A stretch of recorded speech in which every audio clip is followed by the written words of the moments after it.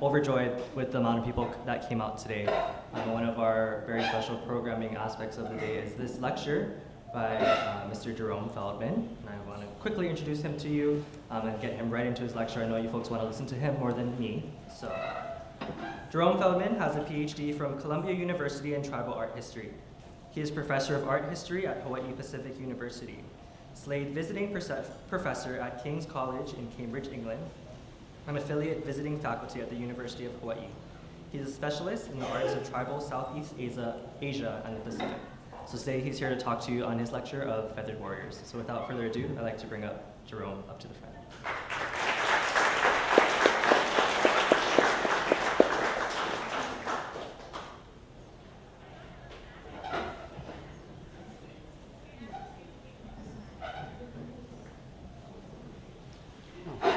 Thank you, Corey. I actually changed the grammar of the title to Feather Warriors because they in a way, are a different being. They are feather warriors, not feathered. And that's part of the thesis of what I want to talk about with you today. This presentation has a bit of a history to it. About 30 years ago, I met Rubellite Kawena Johnson, and we started talking about Hawaiian art right from the beginning there. And she came up with an idea that I'd never heard before as part of the explanation of the feathered warrior costume that we have, or I should say attire, that we have from Hawaii. As you know, most warriors around the world use shields, they use armor. Hawaiians use feathers. Now that's a little controversial as a method of preserving your own skin. Actually, from what we could tell, there's something else operating here on a symbolic level.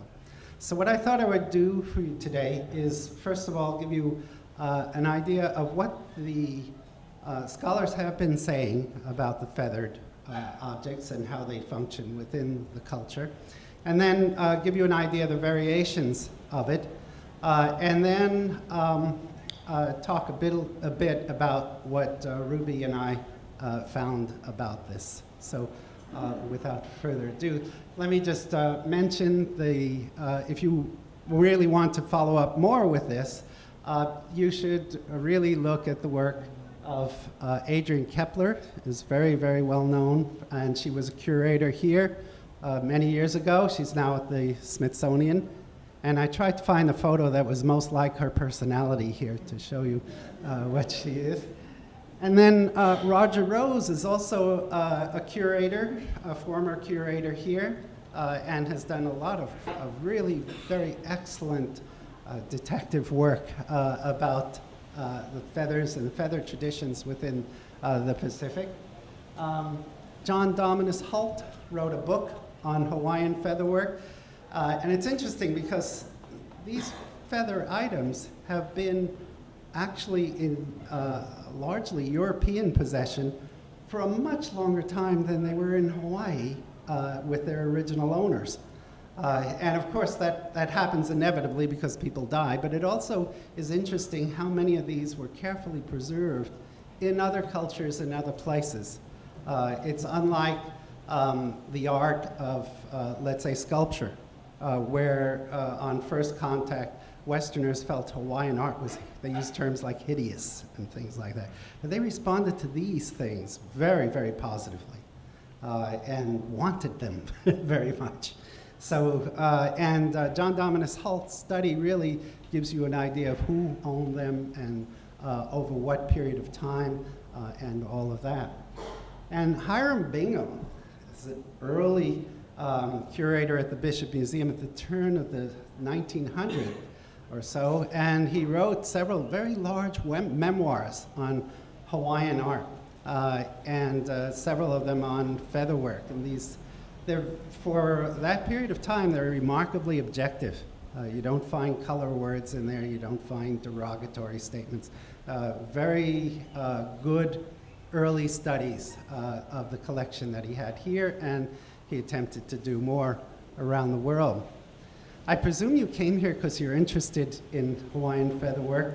So let me just say that there are 2 books that are easily available right now. Right now at the DeYoung Museum in San Francisco, there is a very big featherwork exhibition of Hawaiian featherwork. And this is, on your left, is a copy of the cover of that book. So if you want to look for that. And another book that a lot of people don't seem to know about, but it's really a very good book if you want to find out where all the feather objects are and have a complete compendium of them. It's in Wendy Arbeit's book, which you see over there.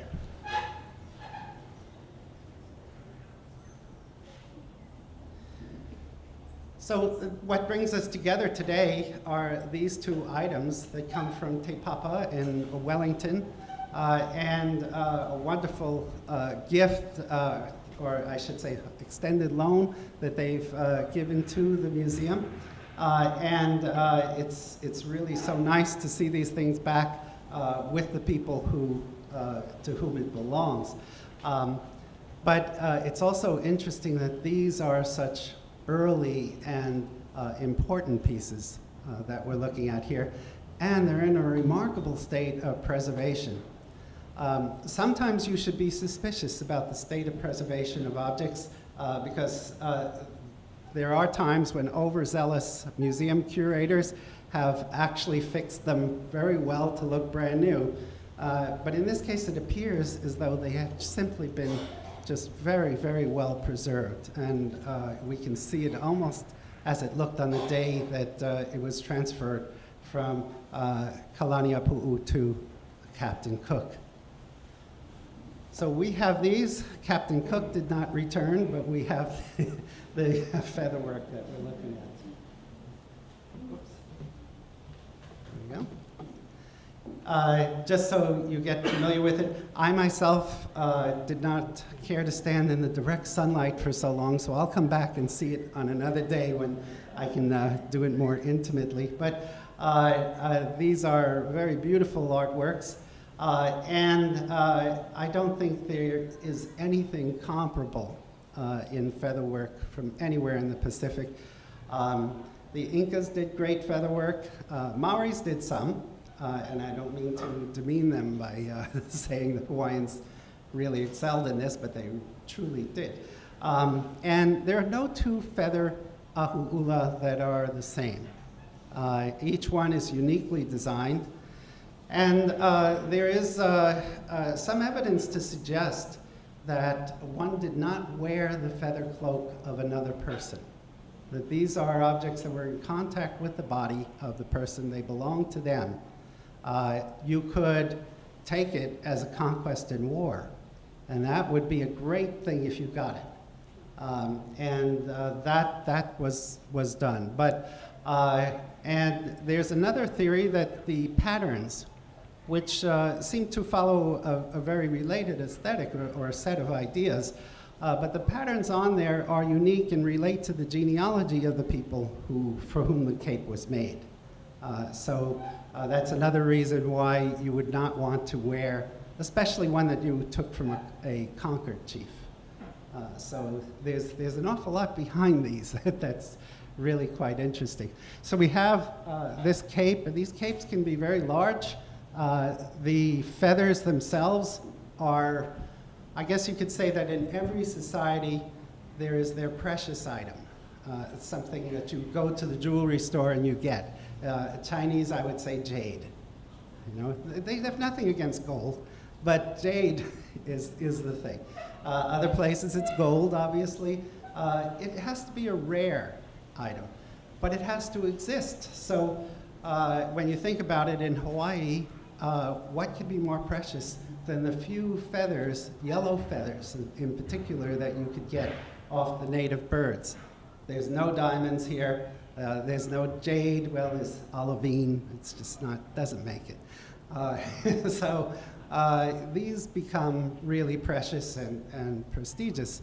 So there's an element of prestige in these, and of course in an aristocratic society, as Hawaii, I hate to say was, there, you know, there is always the art of the precious that goes with the prerogatives of the aristocrats. And so having those feathers, particularly red and yellow, is very important.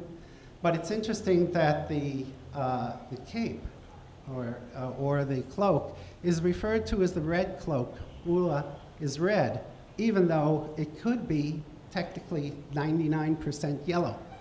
And Roger Rose pointed out that that has something to do with feather capes and cloaks that were used in the Society Islands in Tahiti, where they called it an ahu ura.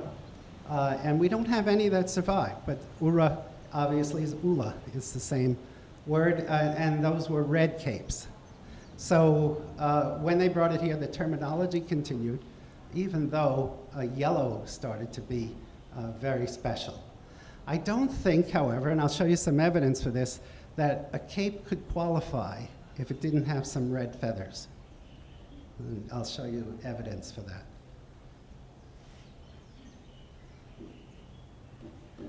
The mahiole is also an interesting object.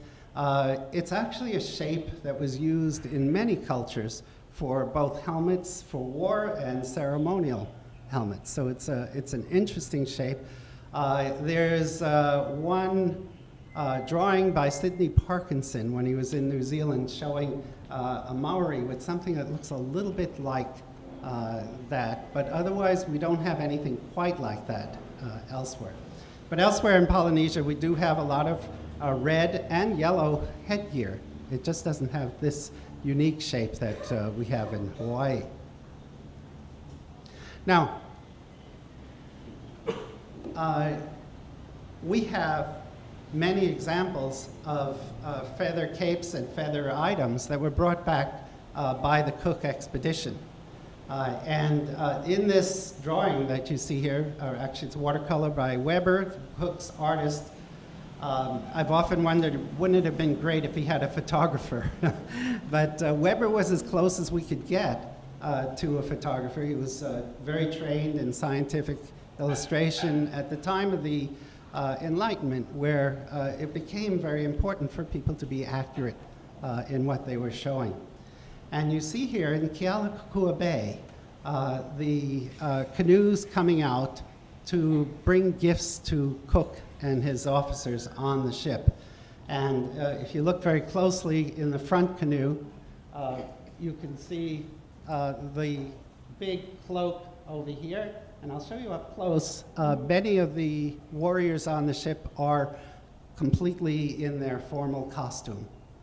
Back here is something very interesting, which is beyond today's lecture, but over here are three very, very large feather images that would have been attached to bodies.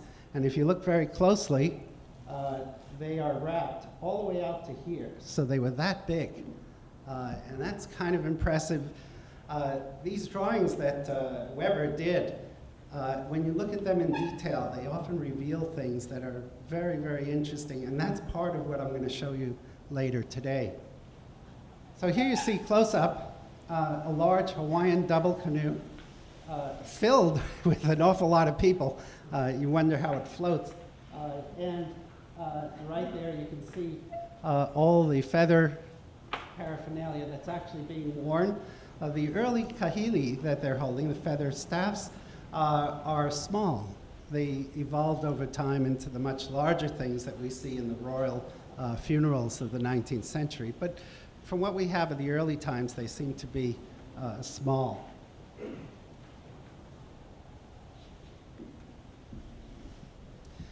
Captain Cook, when he reached the Big Island, he was greeted as the god Lono. And when you read his accounts, it's so unmistakable that this is happening. And it's very interesting to read his accounts and then read David Malo, who was a Hawaiian writer from the 19th century and who saw this as well and gave his version. And without knowing it, his accounts of what happened match what happens during the makahiki or the Lono ceremonial as depicted in Weber's drawings. one of the offerings you would make to Lono is a suckling pig. And you see Cook seated there. And somebody has put a wrap around Cook. From the accounts that we have, I don't think it's a feather one, but I'd like to pretend it was. You can see right here, and that's the suckling pig that's being offered. The original of this watercolor is in the Bishop Museum collection. We have others who have depicted Hawaiians with their feather items. This one, as you can see, Tisha Ramsey Peel. The Peel family is very interesting. The elder in the family opened the very first museum in the United States. And he named his children Titian and Rembrandt. I don't know where he got that idea. This Hawaiian subject matter does appear in their work. So here you can see Kilauea, and it's thought that he didn't actually see these Hawaiians here. This painting's in the Bishop Museum, by the way. But you could see that he knew of what he painted. You can see very accurate renditions of the cloaks, the hats, fan, kahili, all of those things. So even if he never witnessed this, it's still interesting that he could do that.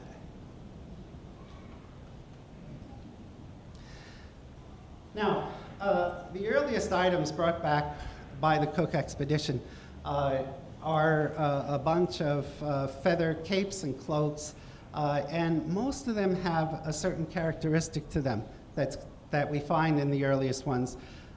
It's yet to be determined if this is 100% true, that is, that they all look like that. But one of the characteristics that Adrian Kepler saw right away is that the neckline was straight. In most of the later pieces that we have, it's tailored. There's a curved neckline. And her theory is that at one point, the feather cloaks and capes were protective. And what were they protecting? She said was the neck. The neck is an emblem of, or a metaphor for one's genealogy. And that had to be covered and protected.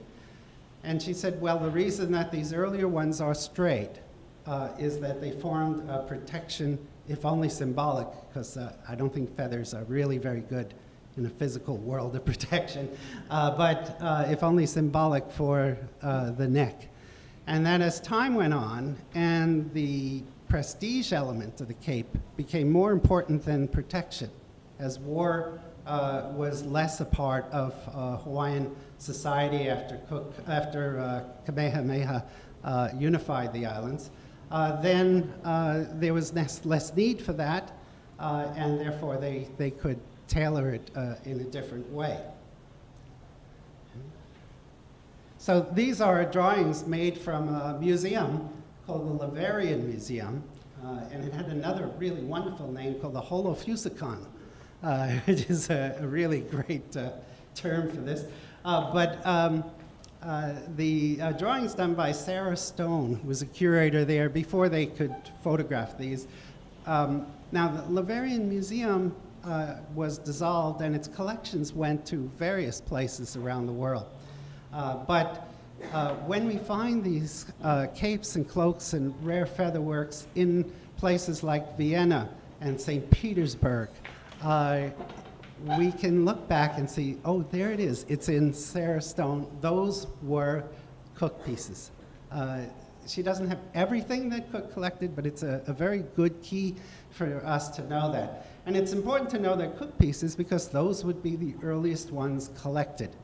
Now, it's possible at later dates, older pieces were collected, but they were collected at later dates. But at least we know they're as old as the time of American independence, if you think about it. It's right around that time. So you could see the straight lines here.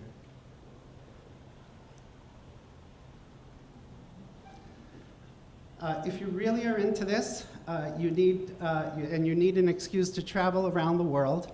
This is a really great thing to do. This is Bern, Switzerland, Cook piece. And you can see a very beautiful cape. I want to give you some a sense of the design.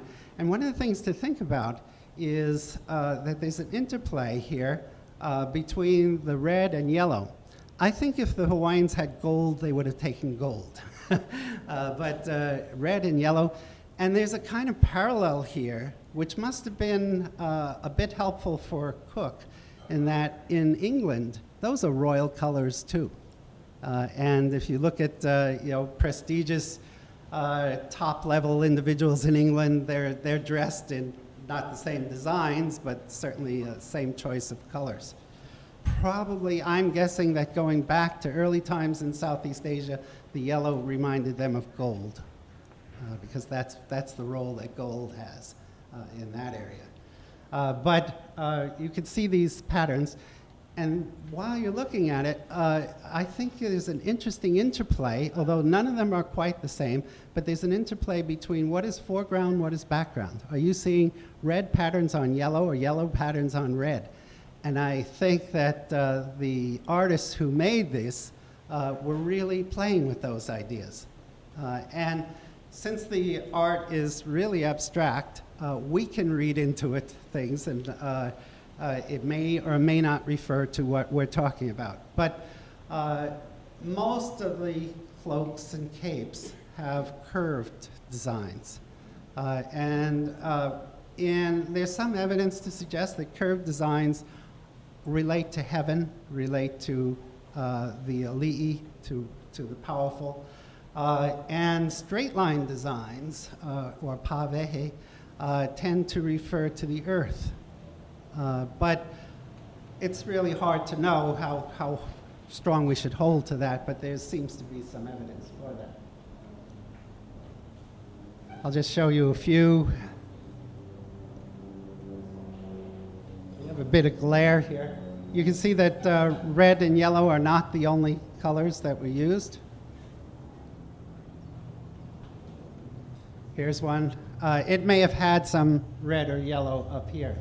And by the way, you can see the net. I'll talk about how these are made.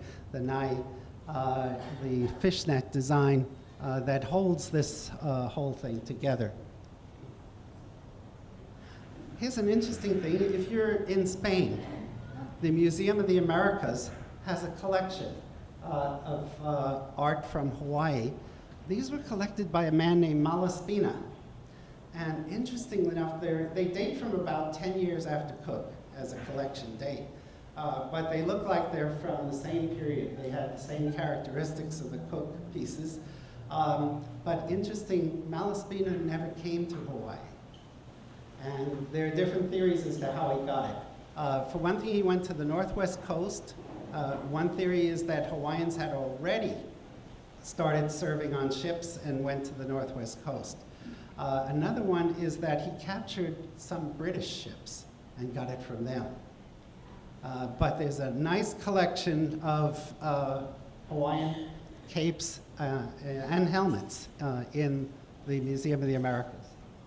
I was fortunate enough to see it, so I'll show you the photos. Look at that. So I'm hoping I'm inspiring all of you to take a quest to these various museums. When you go, I always do this. Whatever city I go to in Europe, I look up the museum. And just go see the ethnographic museum. If it's German speaking, look for Museum for Volkerkunde. They're all over. Hey, if you go to Florence, forget this Michelangelo stuff. Go to the Ethnographic Museum in Florence. There's Cook material from Hawaii there. So this is really something. Wendy Arbite, who's sitting right there, compiled, I don't know, did you do this just for me? She put together almost everything you could find on a few slides, but since I don't have time to show you everything, I thought I'd show you everything. So. Okay, so it is kind of amazing what's here. What, Wendy?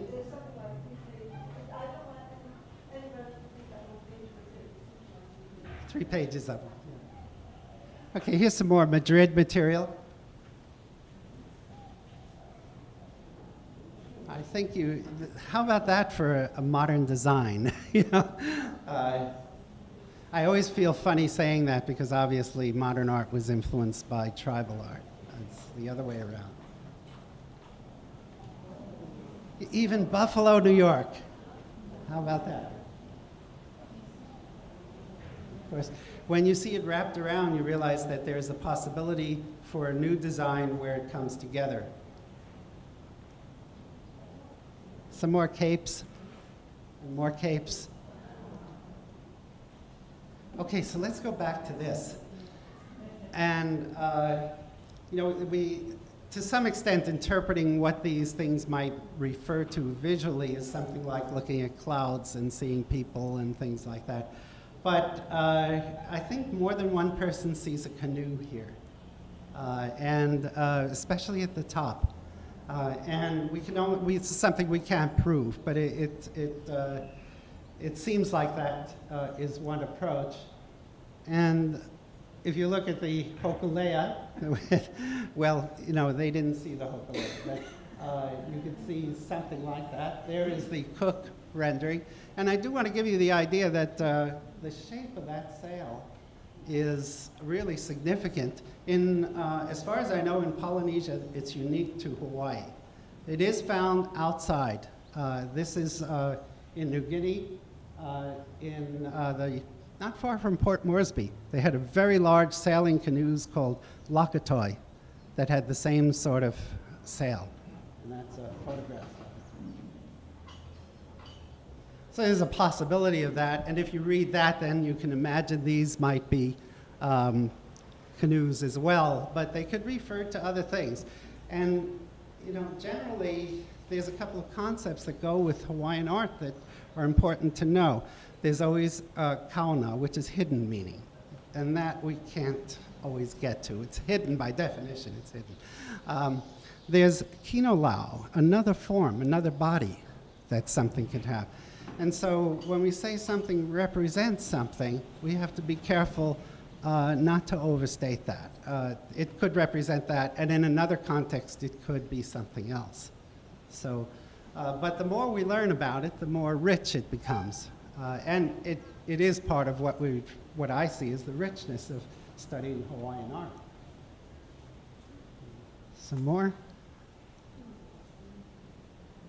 Brazil, who would think?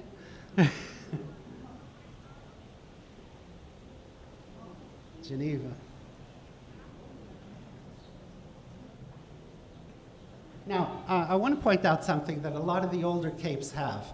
Not all of them have it, and I think it's because some of them have been broken or not quite preserved. But if you notice these loops here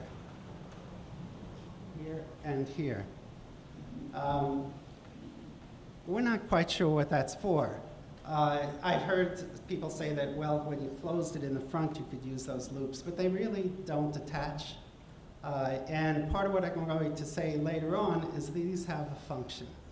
And not all of them have loops, but the older ones tend to have them very often at the end, if it's a cape, right at the end of the cape. Loops again. This is the most outrageous of all the capes, a full-length, very long yellow cape. However, it's still an ahu'ua, and when you look closely at it, you can see that it qualifies. They're hidden red feathers. And I think that's part of, if it didn't have that, it would not be valid. It's called a red cape. But of course, the yellow feathers are just a few feathers on just a few birds.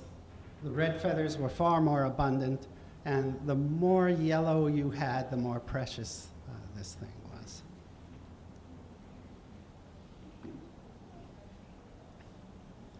This is a drawing, and you know, Cook came first to the northern islands. He went to Niihau and Kauai, and recorded things there, and Weber's drawings are still very instructive.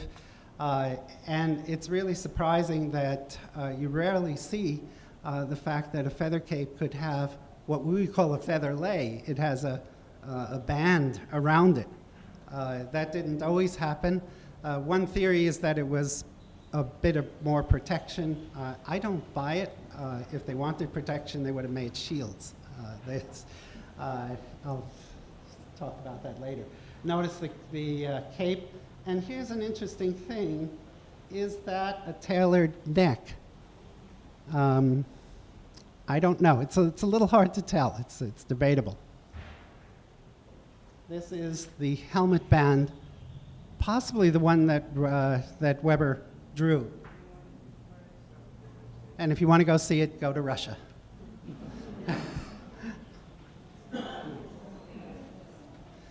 This is an engraving after Weber, and I've tried very hard. I can't find, and I don't think anybody else has found the original drawing, because I'd really like to see that because of Adrian Kepler's theory. That neckline looks very tailored to me.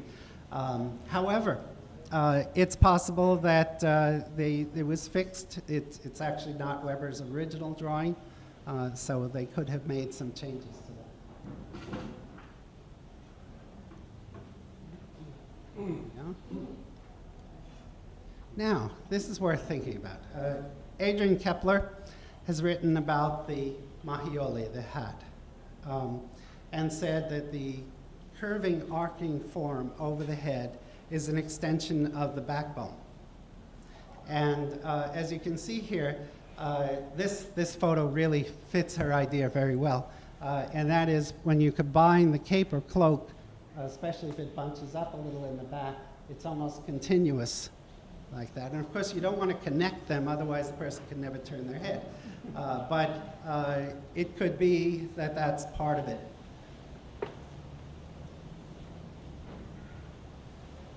Okay, now we're getting into some of the work that I did with Rubellite Johnson. And you're looking at the hat, and the vocabulary that goes with parts of this is very interesting.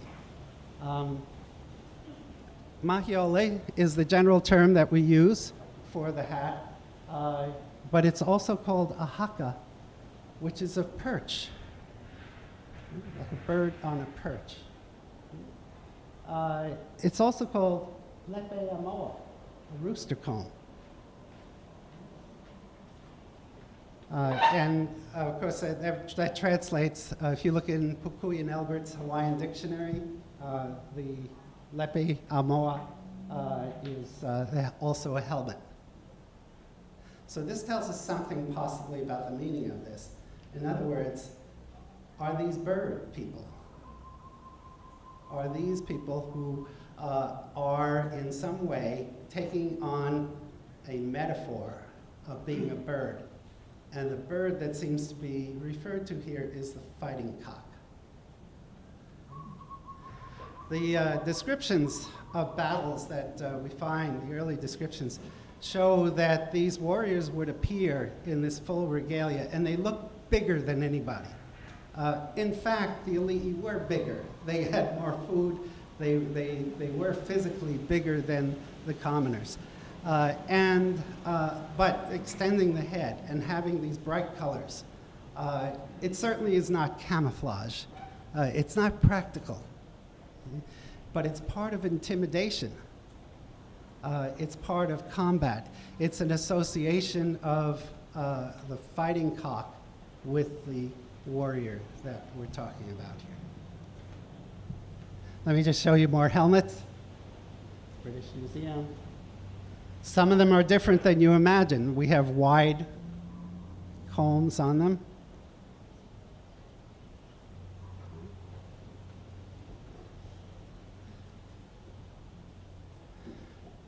The shape here comes from using EAEA rootlets. The EAEA is a little bit like rattan. It has a certain rigidity to it. It allowed them to make feather images as well. So to give this shape, they do that. And then olona fiber, which is a very, very strong fiber, is used on top of that. And in the case of cloaks and capes, it's done in the same weave as a fishnet. And as that's done, we have good evidence from a lot of areas. The person doing this would chant and invoke both genealogies and mythology, so that that in a way becomes an embodiment of those prayers. So it's a very interesting process. In many tribal cultures around the world, the process is sometimes as important as the product. And the materials themselves carry meaning with them, and that's not forgotten either. So if you make an image out of ohia wood, that's a certain type of wood that has characteristics that go with that wood, that add meaning to it. And in a way, you could just, and we have evidence for this, in later times when missionaries prohibited the making of images, you could just have a stick of ohia wood, and that could convey enough. So this is really an aspect that we often overlook, is that of materials and process. I'm just going to show you these quickly. Did you know they could look like that? Now consider that these are little tufts that had to be tied on individually. And how did you make a tube like that? The old curator here, Peter Buck, Teirangi Hiroa was his Maori name, he was notorious for finding out questions like that, and he would take things apart, and I was told that he never put them back together. But fortunately, he didn't get his hands on these, so it will remain a mystery, but there is one.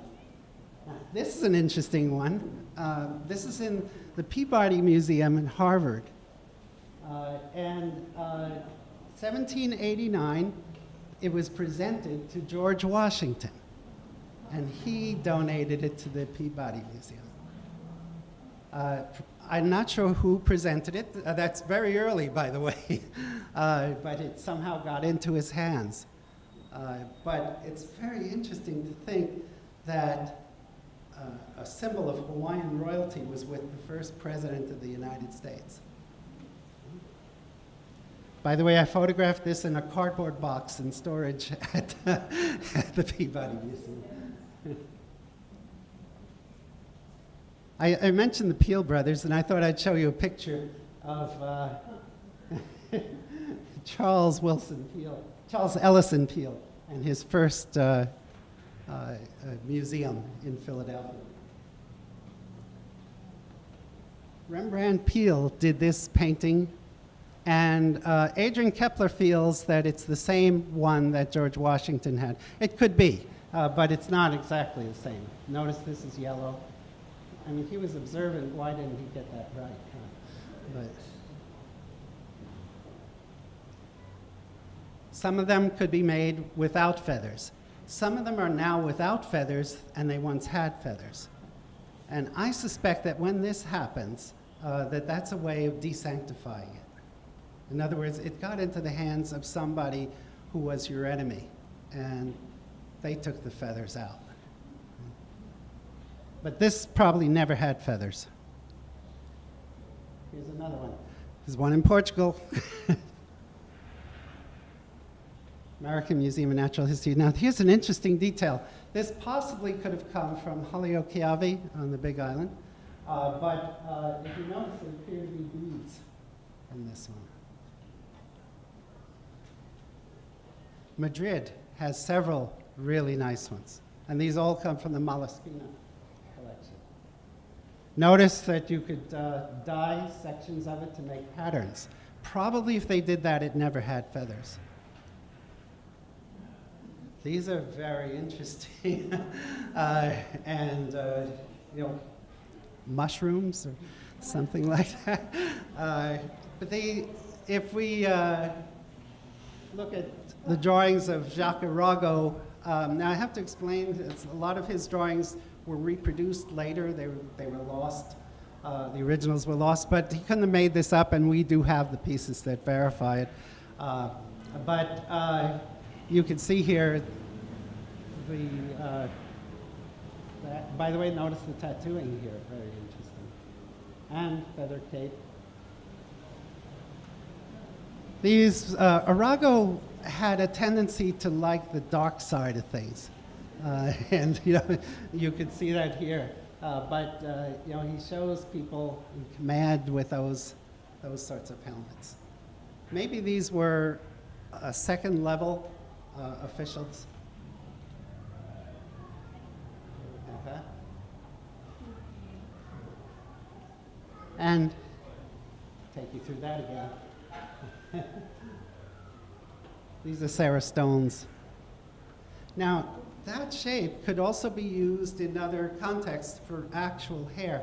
This is a painting of Kamehameha just before he died.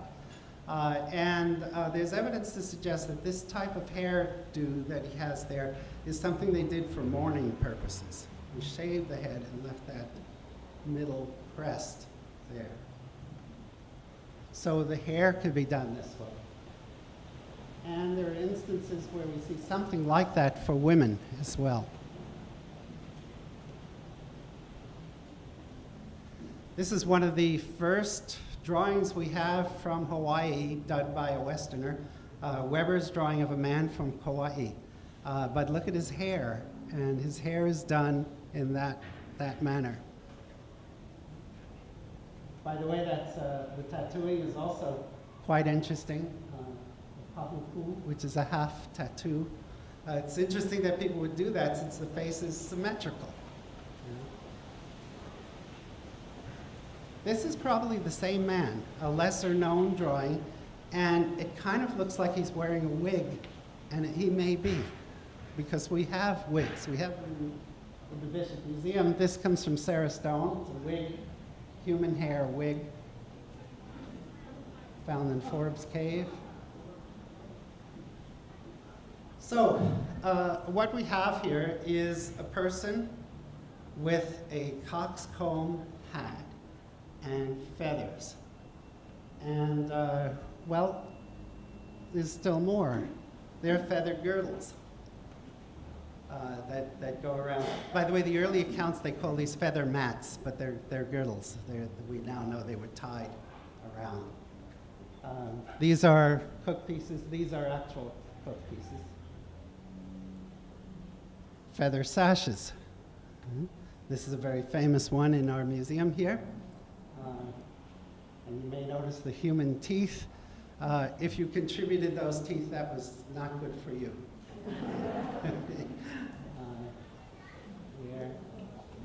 Those are dog's teeth with it. So it's a way, now there's an interesting article by Hadrian Kepler called Genealogy and Disrespect. And the idea is that, first of all, the backbone is the genealogy. The disrespect has to do with warfare. That if you lost in warfare, you lost everything. That you were disrespected. And that happened, in New Zealand. One of the things you took pride in is if somebody had a great moko, a tattoo, you preserved their head as an ancestor. If another tribe conquered you, they get that head, and in front of your family, play with it. Kick it around, defecate on it. So it's not enough to lose. You have to be taunted as part of that. And the teeth here are suggestive of a similar attitude.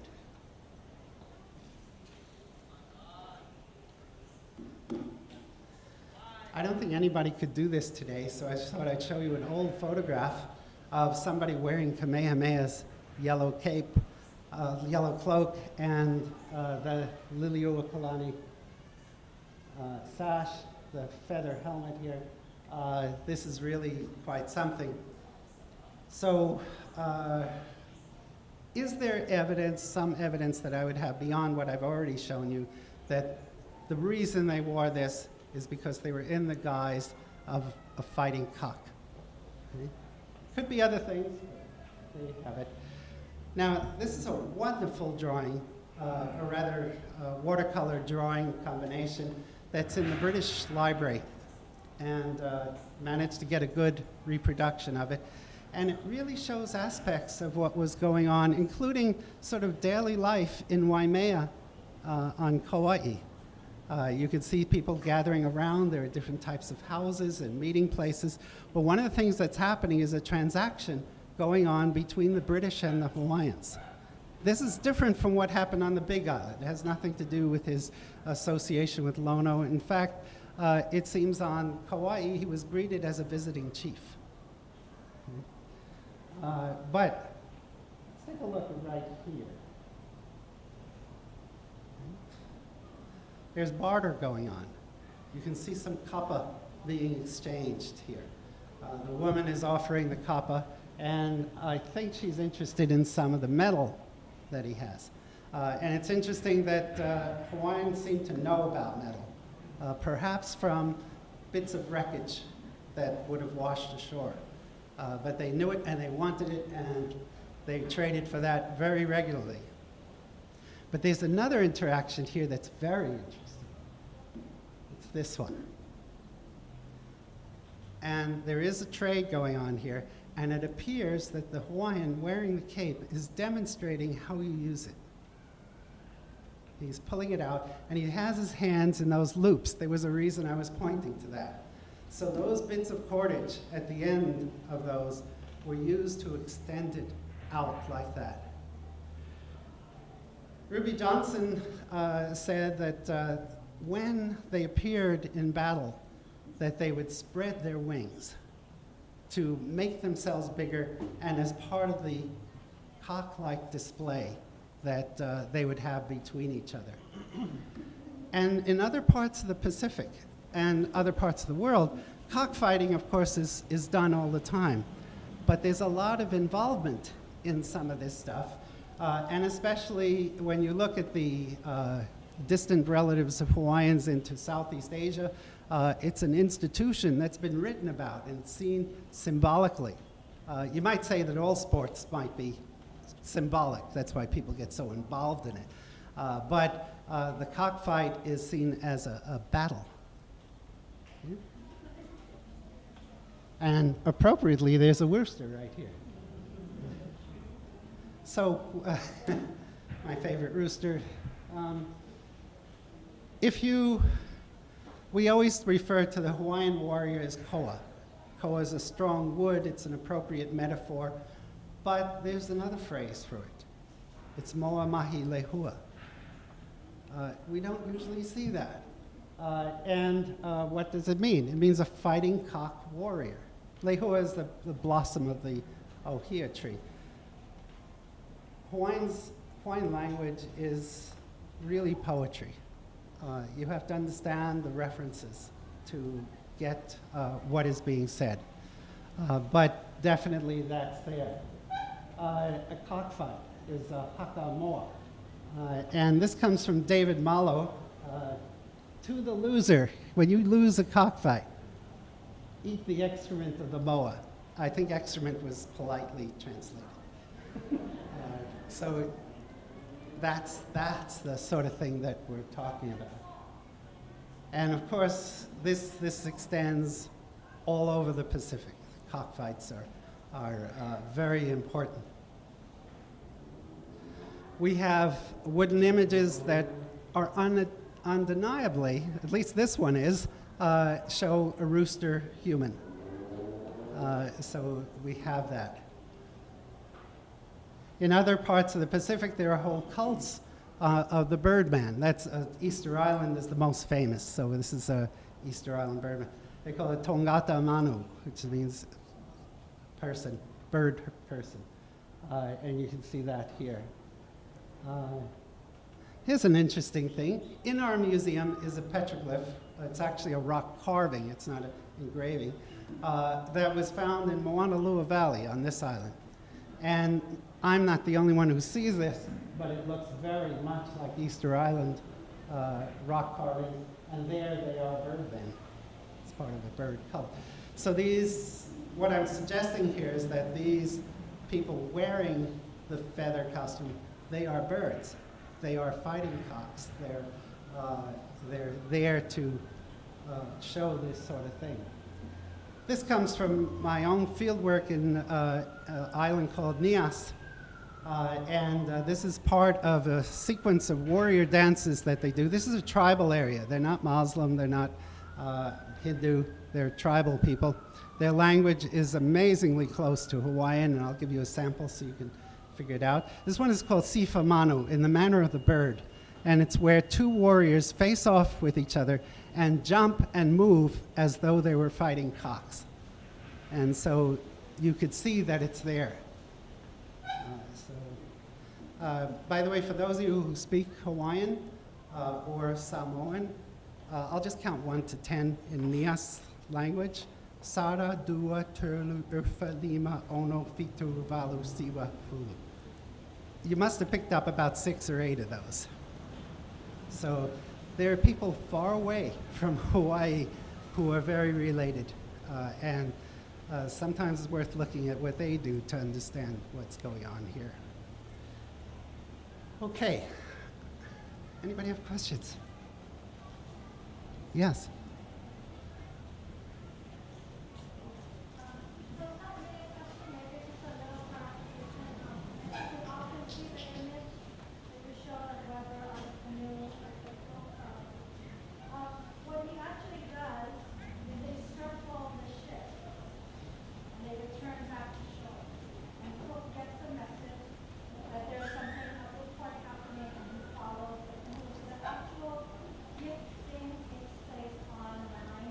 I see. Interesting. So it wouldn't hold the idea that they would have gifted things and his ship is actually not what happened. Not what happened. No. But I think, to me, the consequence of today is that of all these cloaks associated with Cook, only this one was given off of Kalamapu's shoulders upon him. So the notion of gifting, and gifting knowing that this guy is leaving, whether he's known or whether he's a chief visiting from afar, so the idea that he's intentionally kind of like projecting his mana beyond the shores of his known universe. And 200 plus years later, it's an act of specific generosity to bring him back. So I think that a lot of what we're looking at for talking about here is the notion of journeys, how things left, why they left, but I think the consequence of today is why it returns and why it returns now. You know what I mean? There's a lot of issues affecting Hawaiians, of sovereignty, a lot of profound things to reflect on. And so for me, it's this issue of what is his message, right? How can we learn from what Kalamapu, set forth the legacy of the next lineage? Are we at that moment? Anyway, Very interesting. I think people don't realize they're actually following the Very Many of these transactions, I think, are imprecisely understood, especially by Western terminology. I mean, we talk about trade among Pacific Islanders. Those are exchanges that recognize the status of other individuals. And, they didn't do it to make profit, generally. So a lot of these concepts have to be re-examined, just like what you're saying. Any other questions? Yeah. Are these Atherton foreign museums available to view? Are they on display or are they Both, but mostly on display. The aesthetics of these really appeal, and museums are interested in that. So they're mostly on view. The ones in Madrid were in the storage collection that I was able to see. But otherwise, generally, yes. And there's another thing you should know, that it is reassuring to know this, that the curators at these places are very sincere people who are trying to preserve it, sometimes in very adverse conditions. Think of the fact that you could go to Dresden, which was firebombed in World War II, and thousands of people died, burned alive at a temperature of about 1,000 degrees in the middle of a firestorm. And you can go there and still see Pacific art in the museum, that somebody took it and buried it so that it would still be there today. So it is something, it's individuals who the art really affects them. And of course you can see this, it transformed modern art in the West. It's very powerful art. It can work outside of Hawaii. It doesn't work the same way, but these are humans and they respond to the aesthetics.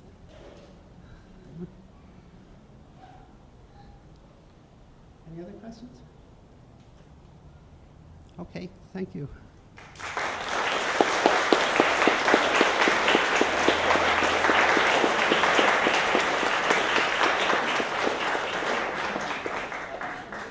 Now I want to see it.